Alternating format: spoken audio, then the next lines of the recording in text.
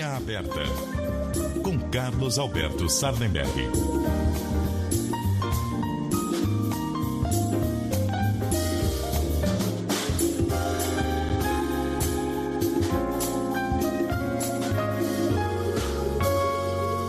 Como eu sei que você está bem tranquilão, 5 horas e 42 minutos dessa tarde, tomando um relaxante e tal, deixei você esperando um pouquinho, Sardenberg. O que você chama de relaxante? Ah, sei lá. Tô tomando café, cara. Café então, é café, pô. Pode ser um chá, um café. Sei lá. Café. Pô, tranquilo, cara. Tudo bem, Sardenberg? Uma boa tarde para você. Boa tarde, Bocardi. Boa tarde, Carol. Olha, eu queria fazer um breve comentário aqui, juntando aqui um pouco de economia e política, dizendo o seguinte, tem, digamos assim, duas versões sobre economia e duas versões sobre a política brasileira, olhando assim a médio prazo, que correm paralelas, né? Um lado da história é a seguinte, a inflação piorou, né? Claramente a inflação piorou, subiu, muita gente achava que a alta da inflação seria bem rápida, seria passageira, mas ela está durando mais do que se imaginava. E, mais importante que tudo, é uma inflação que bate nas famílias mais pobres, né? Porque tem uma inflação de alimentos e uma inflação aí de artigos de residência, artigos do dia a dia, né? Então, por exemplo, a gente sabe, né? Muita gente diz o seguinte, não, esse índice de inflação deve estar fraudado, porque a inflação real é maior. Mas não é, porque a inflação ela é uma cesta, né, de consumo, né? Então, inclui na cesta de consumo, inclui, por exemplo, entrada de cinema. Não tem, praticamente não tem, o preço não subiu, ao contrário, caiu e tal, né? Então, na média, isso aí empurra para baixo o preço. Mas o que vale mesmo é que subiu o preço de arroz, feijão, carnes, leite e tal, esses produtos todos.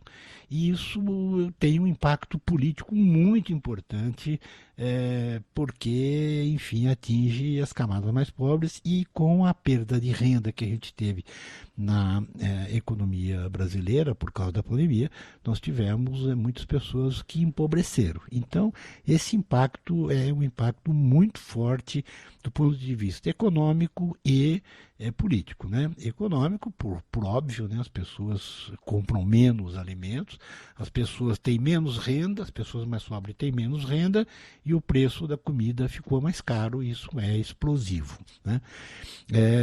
E por outro lado, nós temos uma situação em que a economia mundial está melhorando, as commodities brasileiras vão bastante bem, obrigado, tem entrado bastante dólar no país, está vendendo bastante, e isso gera a expectativa de uma retomada na economia brasileira.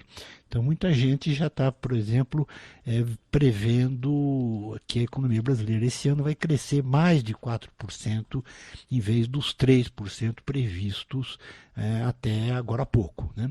E, então, esse crescimento maior promoveria um alívio, né, no final desse ano, começo do ano que vem. O que isso tem a ver com política? É que é evidente que um alívio na situação econômica favorece o presidente Bolsonaro. E uma piora na situação econômica favorece qualquer candidato de oposição, no caso mais notório é o ex-presidente Lula, né? Agora, o fator essencial mesmo que vocês estavam comentando agora há pouco é a questão da vacina. O que a gente tem visto é que os países que vacinam em larga escala, já estão em processo de recuperação. Então, a especulação que fica, em processo de recuperação, e a especulação que fica é o seguinte, como estará o Brasil no final deste ano, no segundo semestre, no que se refere à vacinação? né? Se houver vacina, se houver um plano de imunização bastante amplo, isso sem dúvida vai causar um grande alívio econômico e social, né? Porque as pessoas vão poder voltar a trabalhar e enfim, vão ficar menos temerosas e tal. E isso vai criar um ambiente político mais tranquilo, mais sossegado. Agora, variáveis extremamente importantes aí: comportamento do preço de alimentos e, sobretudo, vacina e pandemia, né? No caso da pandemia, o governo está de novo bobeando, né? Quer dizer, as barreiras sanitárias simplesmente não existem, né? Aliás, deixa eu abrir aqui um parênteses, dá para contar uma historinha aqui? Claro, como não? Então, é o seguinte, bem rapidinho, olha, nós estamos, em fevereiro de 2020, eu tive que fazer uma viagem ao Chile, meados de fevereiro de 2020, e tinha um caso de Covid no Chile, e quando você descia no aeroporto de Santiago, tinha uma barreira sanitária. Eles tiravam a sua temperatura, perguntavam se você tinha que fazer um relatório dizendo onde você ia ficar, que lugar que você ia ficar, quanto tempo, de onde você vinha, mandavam um relatório com os sintomas que você teria, que você deveria procurar médico se tivesse, assim por diante. Isso em fevereiro de 2020. Na ida e na volta, passando por Guarulhos, nada. E até hoje, por exemplo, não tem barreira sanitária em Congonhas, que é o aeroporto mais movimentado do país. Então, isso claramente facilita o espalhamento de novas cepas e de novos contágios. E aí não há vacina que chegue, né? Quer dizer, você vai trazendo vacina e aí vão espalhando novas cepas. Então, o ambiente que nós temos hoje tem fatores negativos na economia, que é basicamente a inflação e a inflação de alimentos, uma expectativa de recuperação via commodities, e se houver a vacinação, isso pode garantir uma boa passagem de 21 para 22.